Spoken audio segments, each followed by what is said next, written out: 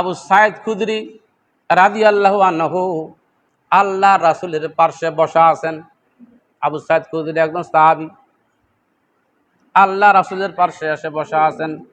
হযরত জিবরাইল আলাইহিস সালাম এসে সেখানে, মুফাসসিরে কেরামগণ লিখেছেন দ্বিতীয় অথবা তৃতীয়বার, প্রথমবার নয়, নাজিলের প্রেক্ষাপটে প্রথমবার নয়, দ্বিতীয় অথবা তৃতীয়বার। ফামাইয়ামাল মিসকালা যাররাতিন খায়রান ইয়ারা ওয়া মাইয়ামাল মিসকালা যাররাতিন শাররান ইয়ারা। এটা তিনি তেলাওয়াত করলেন। আবু সাঈদ খুদরি কেঁদে কেঁদে একেবারে তার চোখের পানি দিয়ে দাড়ি মোবারক ভিজে গেছে। আল্লাহ রাসূল বলতেছেন, আবু সাঈদ খুদরি আপনি কাঁদেন কেন? আবু সাঈদ খুদরি বলতেছে, ইয়া রাসূলুল্লাহ, ইয়া হাবিবাল্লাহ, জীবনে যত ছোট ছোট গুনাহ করেছি এই হিসাব নিকাশ দেওয়ার আমি আবু সাঈদ খুদরির পক্ষে অসম্ভব হয়ে যাবে। আমি ধরায় খেলাম, আমি মারায় গেলাম। হাদিসটা ঠিক এইভাবে আসছে। আল্লাহ রাসূল সাল্লাল্লাহু আলাইহি ওয়াসাল্লাম বলতেছেন, কুল্লু আমাল ইবনুল আদম ইউদাফুল হাসানা বিআশরি আমসালিহা ইলা ৭০০ দিফিন। কোন অন্তরে দুঃখ কষ্ট জায়গা দিও না, ব্যথা নিও না।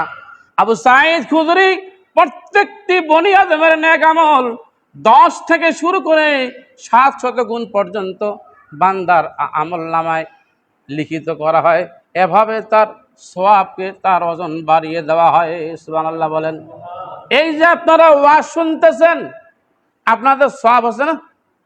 এই সওয়াব কি সবার এক রকমের হবে নাকি? সবার এক রকমের হবে না। যার আলোচনা শ্রবণ করার আনুগত্য যত বেশি, তার তত বেশি সওয়াব হবে। আলহামদুলিল্লাহ বলেন। এইখানেই পার্থক্যটা হয়ে গেল। যারা গুরুত্ব সহকারে শ্রবণ করতেছেন তাদের আমলের সংখ্যা বেশি হবে, আর যারা ঘুমাচ্ছেন, ঝিমাইতেছেন, এদের আমল 10-এর বেশি হওয়ার সম্ভাবনা নাই। যেহেতু বনি আদম, তাহলে কমপক্ষে 10 আমল পাবেন। কত পাবেন? 700 গুণ পাবে কয়েকটা লোক যারা গুরুত্ব সহকারে আলোচনা শ্রবণ করে। এই সওয়াব বৃদ্ধি হওয়ার কারণে কিয়ামতের দিন তার অনেকগুলো সওয়াব হবে, আমলের পাল্লা ভারী হয়ে যাবে। আলহামদুলিল্লাহ বলেন।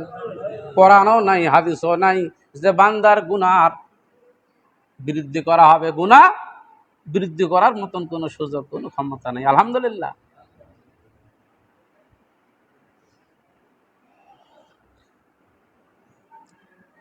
জাযাআম মির রাব্বিকা আতাআন হিসাবা।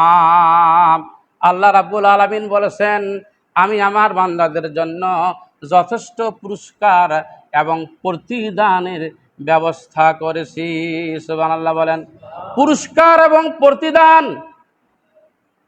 প্রতিদান হলো আপনার শ্রমের মর্যাদা, যেটা পরিশ্রম, শ্রম দিলেন, এর মর্যাদা, পারিশ্রমিক যেটা পাইলেন, এটা হলো প্রতিদান। এটা কি? প্রতিদান। আর পুরস্কার হলো পারিশ্রমিকের পরও আরো কিছু যদি তার হাতে তুলে দেন, এটা হলো পুরস্কার। আলহামদুলিল্লাহ বলেন। 1 মাস আপনার বাড়িতে কাজ করলো, 1 মাসে যা বেতন হয় আপনি তাকে দিয়ে দিলেন, কিন্তু যাওয়ার সময় আপনি তাকে একটা লুঙ্গিও কিনে দিলেন। পেলকাট লুঙ্গি দেন না? অনেক সময় দেন না? পেলকাট লুঙ্গি। এই লুঙ্গিটা, এটা হলো মহা পুরস্কার। আলহামদুলিল্লাহ বলেন। আল্লাহ বলে, বান্দা যত আমল করবে, জাযাআম মির রাব্বিকা আতাআন হিসাবা, তার রবের পক্ষ থাকিয়া মহা পুরস্কার এবং প্রতিদান রয়েছে।